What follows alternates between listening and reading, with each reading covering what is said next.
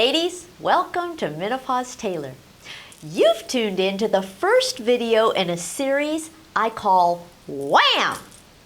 For what happens at menopause. WHAM!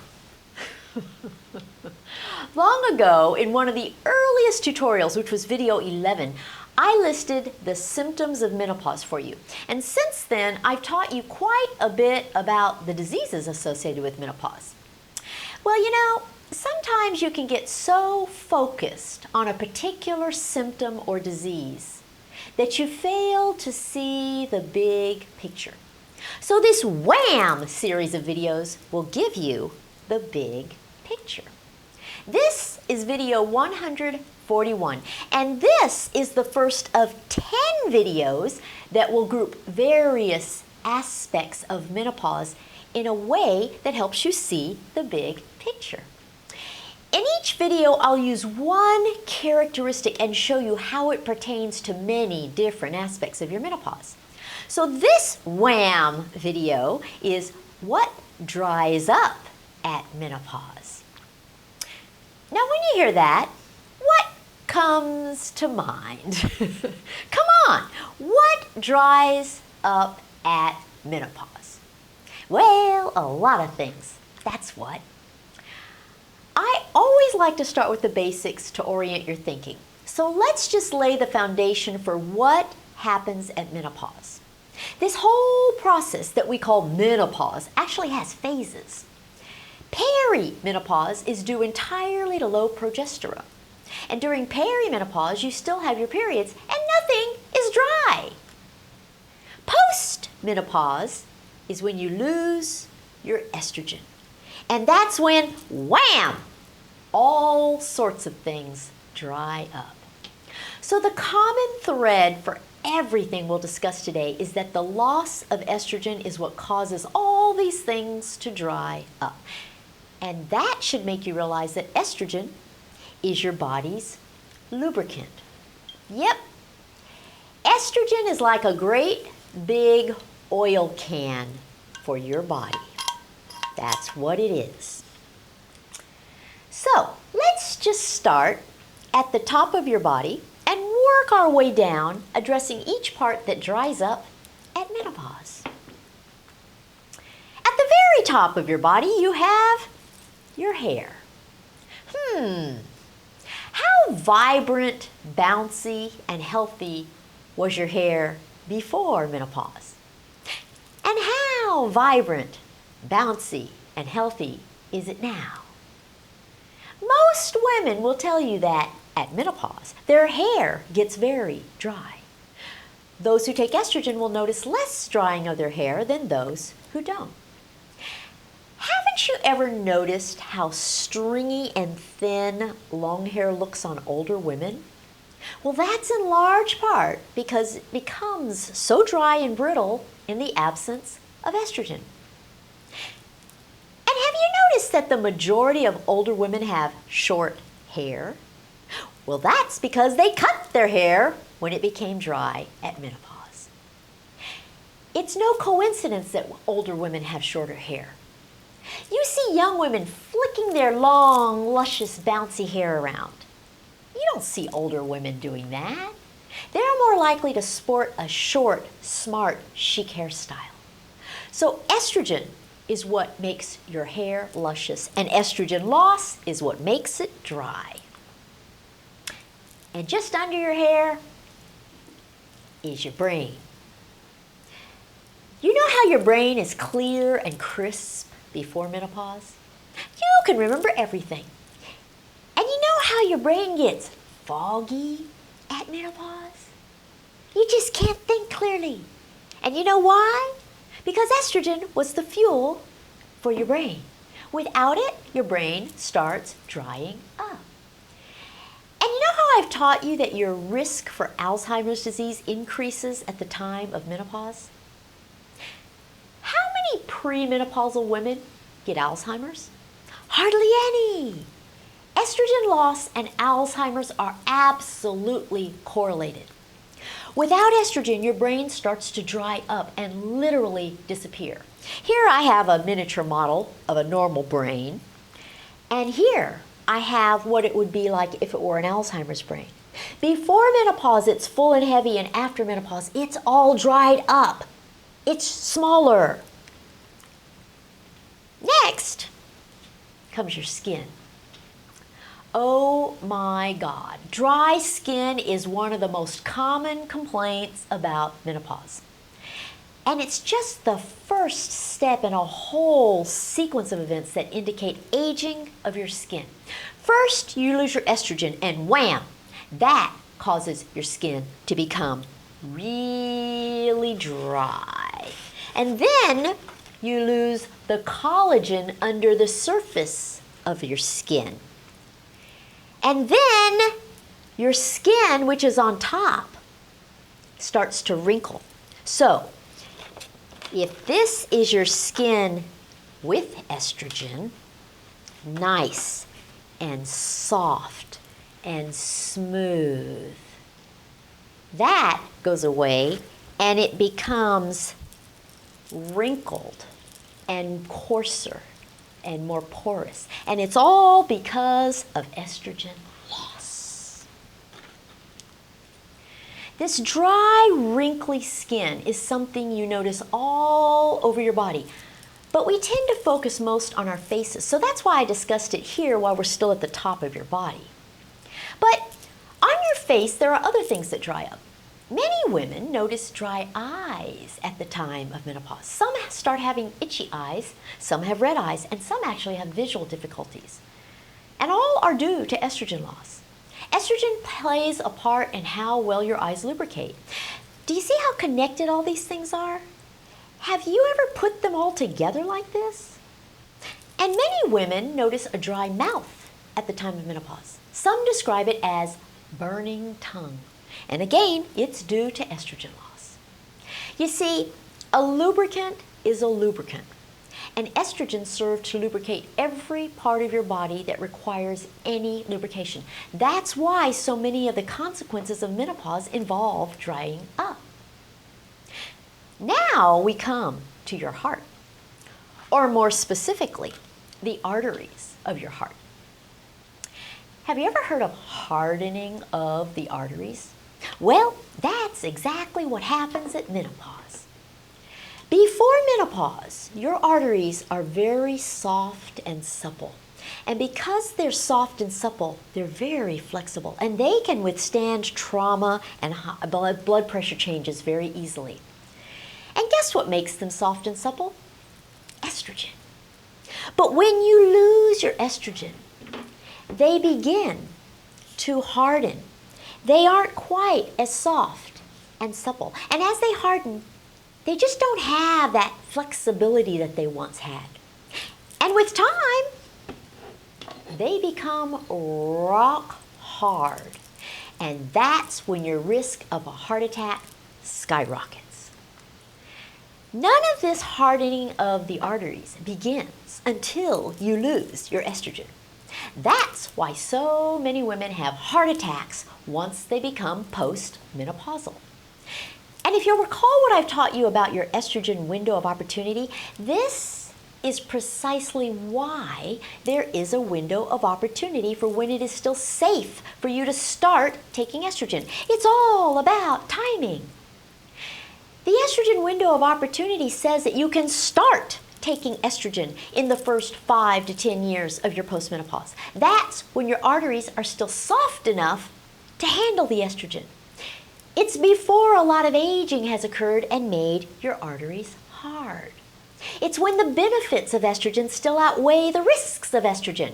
Your body is still used to estrogen. But after many years without estrogen, your arteries have hardened because of the aging process. Estrogen is what kept them young and supple. Estrogen loss is what causes them to harden. So if you introduce estrogen after they've hardened, the risks are greater than the benefits. So estrogen loss causes a drying up of your heart arteries, and it all makes sense, doesn't it? So when you read something talking about estrogen increasing your risk of heart attacks, they have to tell you the timing part for it to make any sense. If they don't designate the timing of estrogen, then it's irrelevant. It's safer earlier, it's more dangerous later. But it's all about timing. Okay, so what about your bones? I have taught you about bone loss at the time of menopause too. It's called osteoporosis.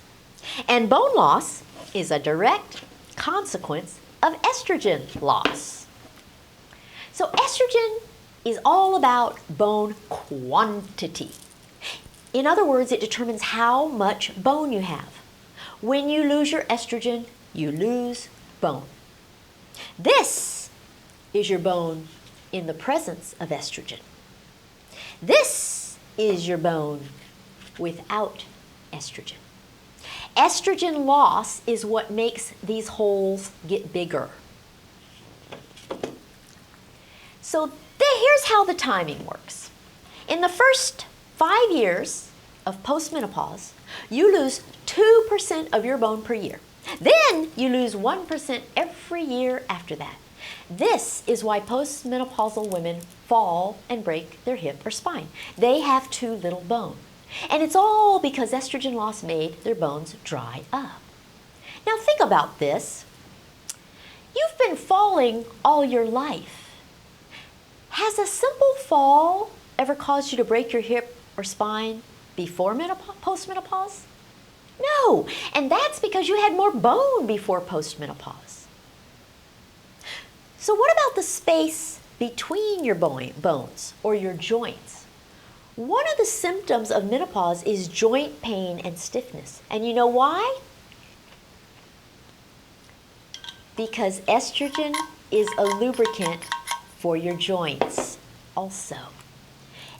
It does for your joints what oil does for a door hinge. So here we have a door hinge.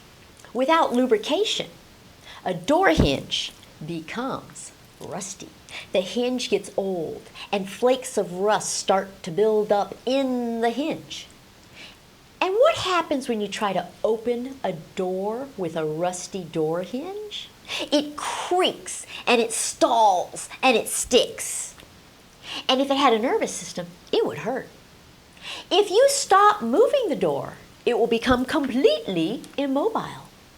This is the very same thing that happens to your joints. Instead of rust building up, collagen fragments flake off into the joint space. And they make your joint stiff and painful, just like the rusty door hinge. If you stop moving the joint, it will become completely immobile. So this is a use it or fuse it phenomenon, and it's all because of estrogen loss.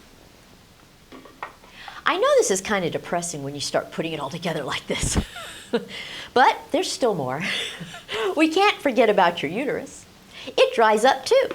So your uterus is this part here, and it used to shed its lining in the form of a period, right? And at postmenopause, you stop having periods, all because of estrogen loss. So it used to do this and get thick, and now it stays thin. That's a drying up of your uterus. And the drying up of your ovaries happens also. That's pretty obvious, right? I mean, your ovaries produce estrogen, right? Now, when they stop producing estrogen at the time of postmenopause, they dry up. So this is an exaggeration of the size of your ovaries. They're not this big, but almost during your pre-menopausal years. The change in your ovaries is very obvious. A pre-menopausal ovary is plump, full, white, glistening, and about the size of a very large lychee fruit. These are really fake eggs, but they're almost the right size for an ovary. But a postmenopausal ovary is very dry, shriveled up, and completely inactive, and nearly as small as an almond. Menopause definitely causes your ovaries to dry up. I mean, look at the difference in those. You could never feel this one on an exam, but you can feel this one. There's a big difference in the size of your ovaries. And now for the most obvious body part of all that dries up. Your vagina. Vaginal dryness is the absolute most common problem at menopause. I know you thought it was hot flashes, but it isn't. See, hot flashes are just the thing that everyone talks about. Dry vagina is the thing that gives women the biggest problem. And neither hot flashes nor dry vagina is as important as heart attacks. It's really shocking how misplaced the focus is on all this stuff. So before menopause, your vagina is like this. This is a thick, scrunched up, wet, athletic sock. The three characteristics that make your vagina functional as a vagina are all due to estrogen.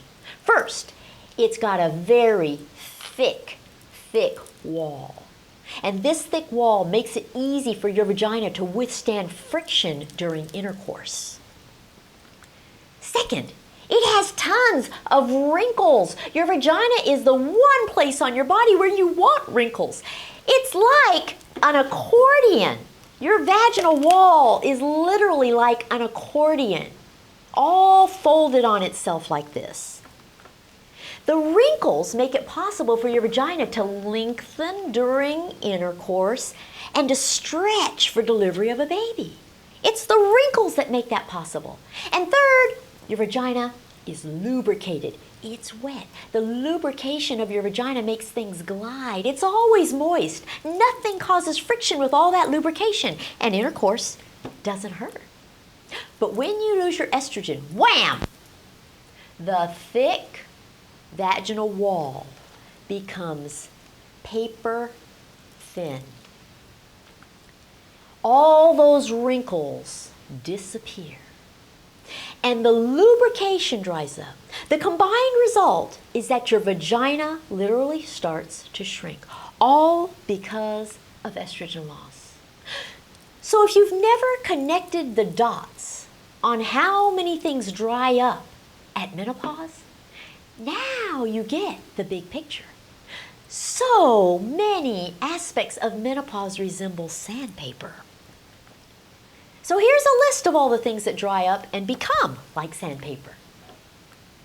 Your hair, your brain, your skin, your eyes, your mouth, your heart, your bones, your joints, your uterus, your ovaries, and your vagina. That's quite a list, isn't it? The key is to understand that it's all due to loss of estrogen.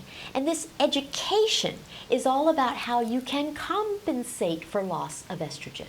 And there are many options. Estrogen replacement is only one of them. It's the one that works best, but that doesn't mean it's right for or preferable for all women. My goal with this WHAM series is to show you the patterns for what happens at menopause. And what you see today is that a lot of things dry up at menopause. When you look at it this way, it's easy to see how it all makes sense, even if it does make you a little angry. Okay, that does it for what dries up at menopause. Join me next week for what shrinks at menopause. We'll eventually get to each and every one of these body parts and discuss all the options for managing each one. But see, that's a long way off. If you need me to help you manage dryness during menopause, you can schedule a one-on-one consultation by going to my website, which is menopausetailor.me. In the meantime, keep watching these videos, subscribe, and follow me on Facebook, Twitter, and Instagram. And don't dry up between now and next week. I'll see you then. Bye!